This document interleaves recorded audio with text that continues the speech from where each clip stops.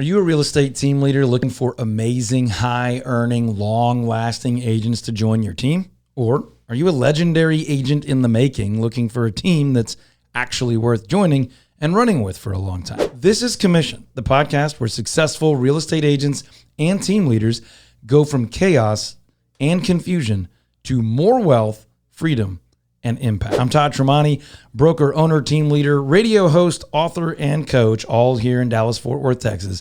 And alongside me is Grady Dill, director of real estate growth systems, where we've been coaching agents to grow their businesses all across North America for well over a decade and helping them scale their income and impact to live better lives. So today we're talking about what makes a potential team member a great fit, the next highest earner, and someone who sticks around for years and years. After 20 years of attracting, chasing, hiring, firing some team members, plus 15 plus years of talking to top producers, top brokers, team leaders, and coaches in residential real estate, I'll share what I've learned and what I do to hire and keep people smiling and hanging out for a long, long time. I'll share all that with you. There's no greater value and no greater need for a real estate team than amazing people. I'll say that again. There's no greater value and no greater need for real estate teams than amazing people. And we're digging into it on this episode of Commission. Listen, folks, I made a list of 10 things I want to share with you on this episode. If we get through them all, that'll be a triumph. But I'm just going to give you everything I can on what makes a great team member. Now, before we dive into this, it does matter what you call a team. So we've got past episodes on that. Go check them out. But you may define a team very differently than me. So instead of trying to define all the ways, I'm just going to tell you how I define it. And then we're going to dig into what it looks like to find great people for your team, or to find a great team if you're one of these people. For me, a team is an interdependent group of people that win together and or lose together. This is an organization of people that want to head in the right direction, in the same direction, while each getting the privilege of doing what you're uniquely gifted to do, what you love to do, occasionally what you need to do, to serve people at a very high level, make a great income, and have some real impact in your community and ideally in the world beyond. So for me, that's a team. It's not people who share a logo and a copier. It's not people who just simply work at the same brokerage. It's not even people who maybe generate some leads together. So I'm not upset with those other models, but what I'm talking about today is who are those people that are likely to be a great fit to run with you, to be great at what they do so that everybody benefits from everybody being great, serving people at a high level, making a bunch of money, and doing a bunch of good in the world. So that's a residential real estate team, the way I'm talking about it. Now, there's 10 traits that I look for in somebody that's a great team member. Right here with me, you got Grady Dill, who helps me run the coaching business and is also, has been and is in a way, still a member of our team. So, welcome, Grady. Hello. And you can comment, of course, on the things that you see or don't see, or the way these things maybe hide themselves or are difficult to find, so that folks can benefit from this episode. My hope would be, if you're building and scaling a team, which I know most of you are, that this would really help you understand who to hire and who not to hire, who to look for and who to avoid, who to attract and who to turn away, either through your marketing and messaging or through your decision-making and interviewing. So real quick, if at any point you want our help to help you put a plan together for this, I'll give you 15 or 20 minutes of my time for free on a Zoom call or a phone call to help you set this up. Just click a link somewhere near this video or this audio. We'll be happy to do that. We can go beyond that if you want. If not, I'll give you that time for free, help you out as well as I can. The 10 things I think you really need to focus on, mostly in order. We'll start with number 1, and that's values. This probably doesn't surprise you, but if you don't know what is most important to you in business, you'll have a really hard time figuring out who's a great fit to work with you. And as the team leader, the broker or the owner, you may be one or all of those things, team leader, broker, or owner, it is up to you. This is not like unfair that you get to decide who to work with you based on what you care about. That's the only way this works. If you have one set of values and you are the leader or one of the leaders and other people don't share those values, this just gets way harder. It gets way harder to find the people. It gets way harder to keep people. It gets way harder to keep clients happy as people have different values. So this isn't just a like good old fashioned, you should have a value statement. This is no, you need to know what you stand for, what's important to you, what ticks you off, what drives you crazy, and what gets you passionate. And you have got to find people that align with that.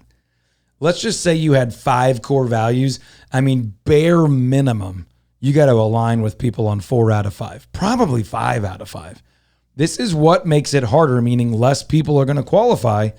But when they qualify, this is what makes it easier and makes it last longer and makes it more successful. So number 1 is values. And we have a podcast 3 episodes prior to this one that dives into values. And so if you want to kind of scratch the surface of that, 3 episodes prior, it'll be linked somewhere. Yeah, go back and check out that episode. Maybe hunt down some of our YouTube videos. We talk about this stuff all the time, but different people approach this differently. And I've already said it. One of the ways to approach it is what drives you nuts.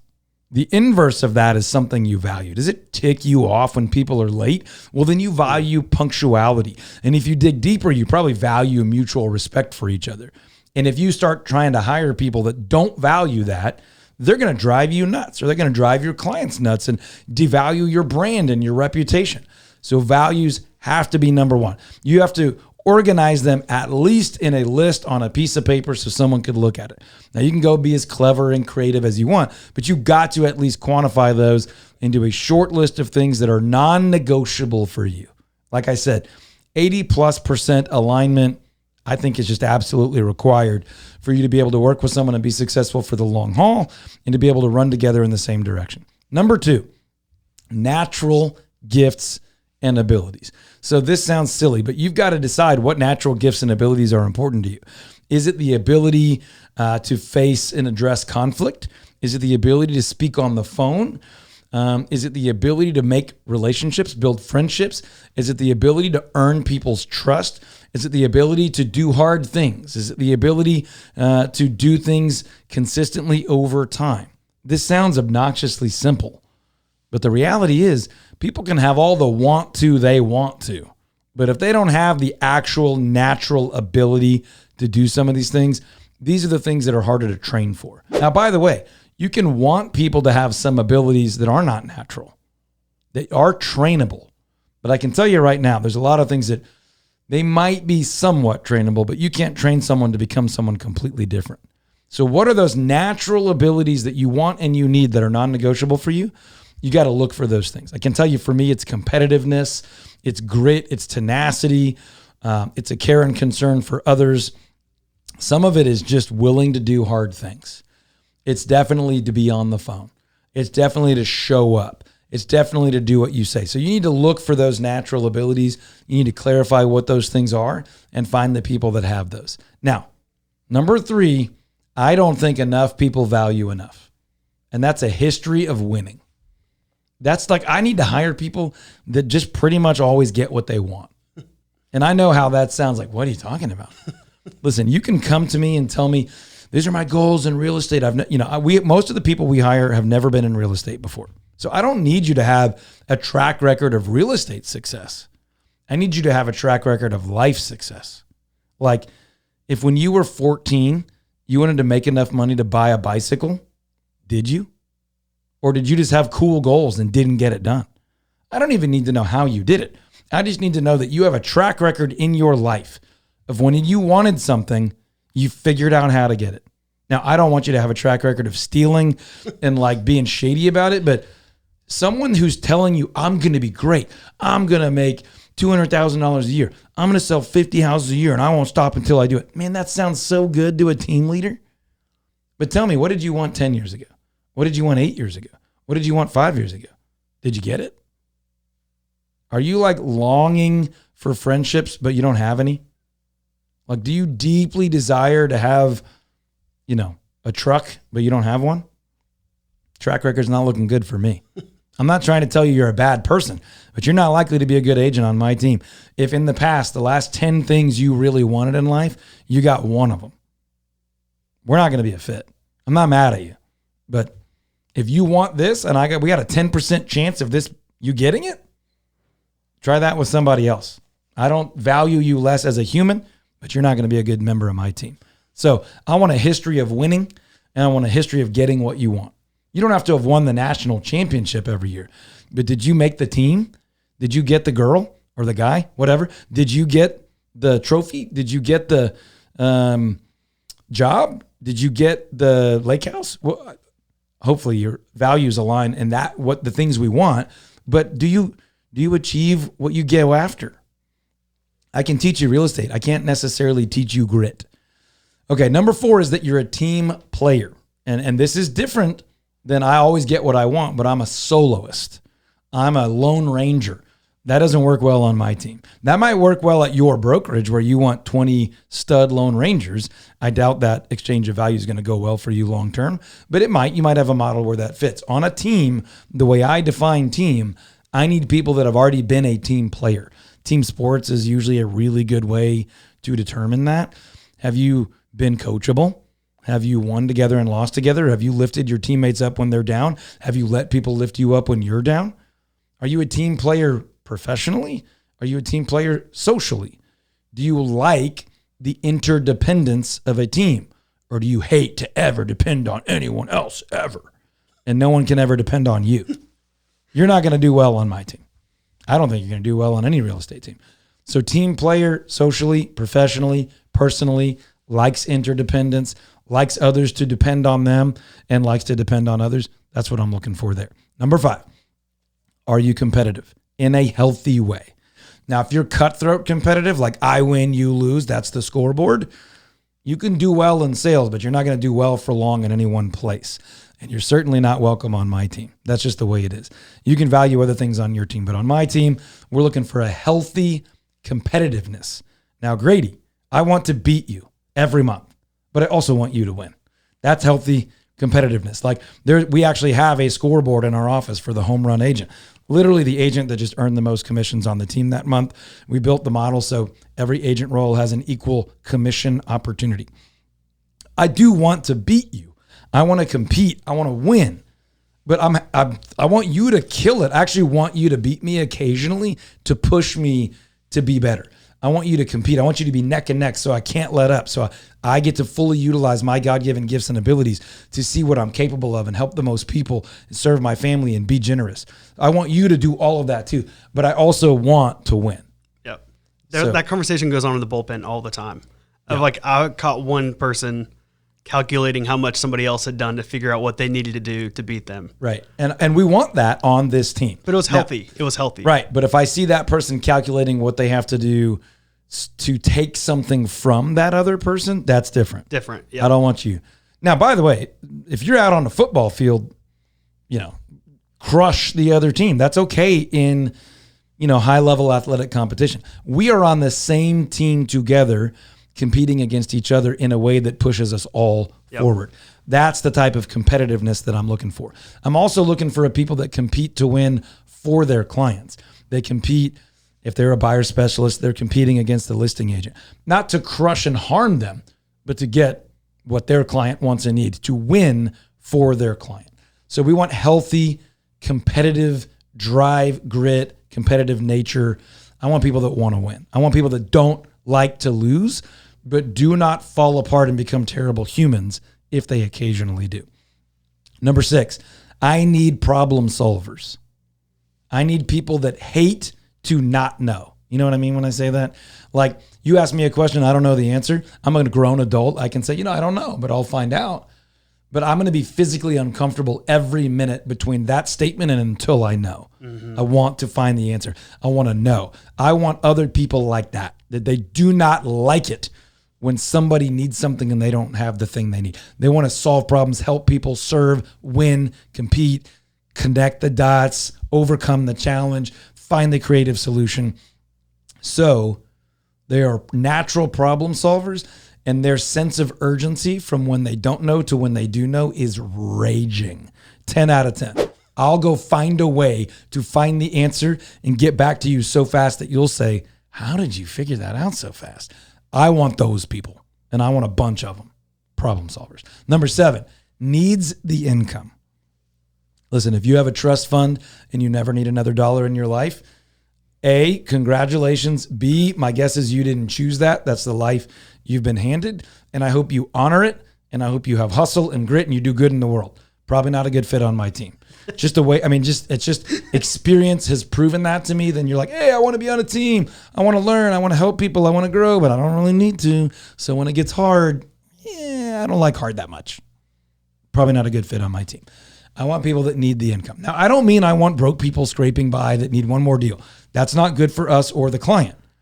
But I want you to say, look, I want to make $180,000 this year, and I'm going to build a life where I got a plan for all 180. I need it. I don't need it to survive. I need it to be who I think I'm supposed to be in the world. It's the drive. It's the grit. I'm going to fight for it. I'm not going to get comfortable at 110 and just hope that it works out. I'm going to keep fighting till I get all of it because I got a plan for it. I'm providing, I'm saving, I'm giving, I'm sharing. I need it. Not like need it to live, but need it to be who I want to be, who I am committed to being. Okay. Number 8, I want people, and I'm going to say this carefully, who are borderline cocky. I don't want cocky jerks, but I want people that a few times a year, someone calls them cocky. Like, okay, dude, back off. That's a little much.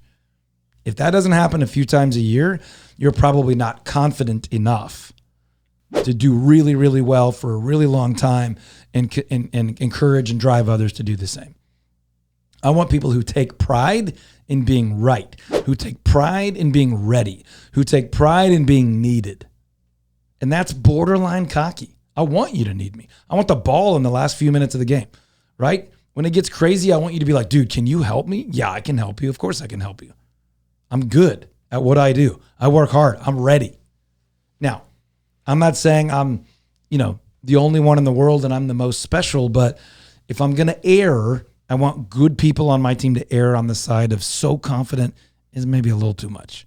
Instead of erring on the side of like, I don't know, I'm not even going to try. I'm not sure I could do that. Nope. Not what we need. We need borderline cocky. Number 9, got to be fun. You don't have to be fun all day, every day. Sometimes we got to get after it. But if it's not fun, it's going to be too hard because we do real work that really matters for real people in the real world. And there are times it's heavy. There are times it's make or break. There are times there's marriage on the line. There's finances on the line. There's education on the line. There's a home or no home on the line. So I want fun people that are competitive and problem solvers and tenacious and intelligent and all those things while being fun to do that with. And so you can be like, tell a joke fun. You can be, I'm always down to try something fun. You can be, let's go find crazy restaurants fun. You can be, let's surprise clients in a fun way. You can be all kinds of fun. But if it's not fun, the pace we run and the stuff we do and the way it matters and the consequences is not going to be worth it. It won't be fun. Yeah, it won't be fun if you're not fun. So we want fun people. Not all pranksters and jokesters and goofballs, but people that like get after it in a way that's engaging and fun. That's what we need.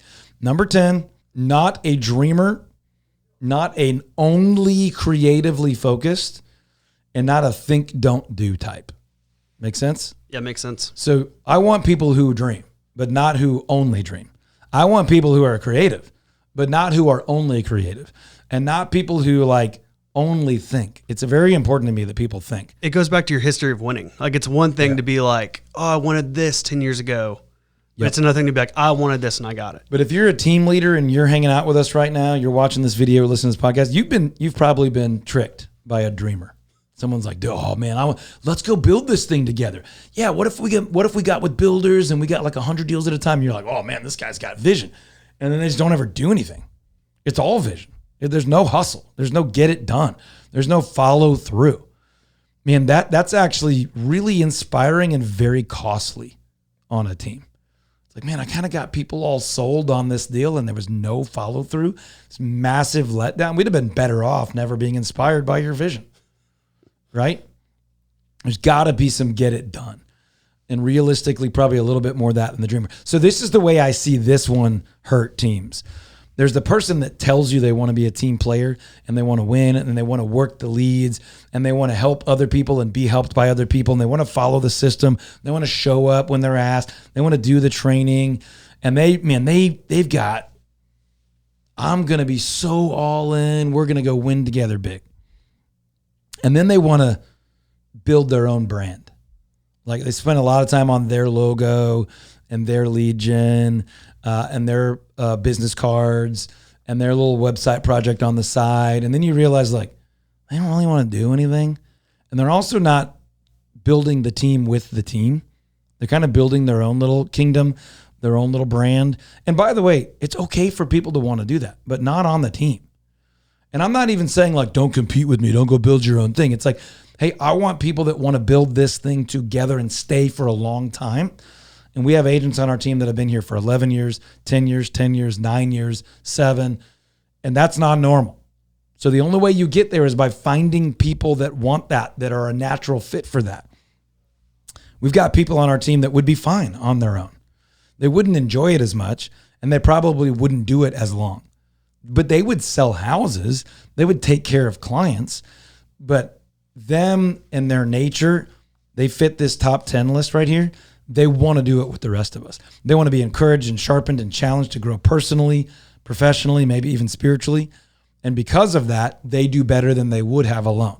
They would have been okay, but they're better and we're better. And because we're better, they're better again. And because they're better, the next hire is better. And because of that, the person that's been here for a while that otherwise would have kind of gotten tired, they're better. So we're all better because we're true team players, not just team friends, team players, team producers, team challengers that make us grow, that make us improve, that make us create new lead gen, that make us improve the quality of our clients and our waiting list and increase our fees and increase the quality of clients we deal with and focus on our specializations even more.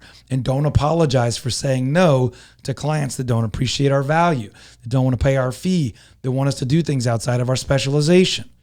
To me, that's a great team. And these are signs of great team members. Now, in the beginning, I said, if you want help with this, click a link near this video or this audio. We'll jump on a call completely free and talk about implementing this. I also talked about if you're a team leader and you're looking for great team members, these are the attributes of great team members. But I also said, if you are an agent and you are looking for a great team and you think all 10 or most of these 10 are the right descriptors of you, I want you to know this. There are team leaders all over the country dying to find someone like you and plug them in to people, leads, system, structure, accountability, fun, opportunity, leadership, camaraderie. Find people with most of this and cultivate some of it, but most of this has got to already be there. And then we'll cultivate the real estate acumen, the habits, the systems, the scripting. We can teach those parts, but we need these core attributes to grow. And I'm looking for a bunch. If you're looking for a bunch, let's learn together, grow together, share together. If you'd like my help, helping you think through putting a plan together to implement this, to find great people, just click a link for a free call, free strategy call, free catch-up call, whatever you want to call it. I'll give you 15 or 20 minutes of my time at no charge whatsoever, no credit card involved at all. Just sign up for a call, find some time on my calendar, and we'll talk about how you too can do this. This is how we have agents that are 11, 10, 9, 7 years on our team, and staff too, by the way. And then you can have a great team as well that supports the life you want to live, of great income, great impact, and a great life. Hey folks, sign up if you want to talk more about implementing in this your business. Check out those other episodes that Grady referenced, and I'll talk to you on the next one. Take care.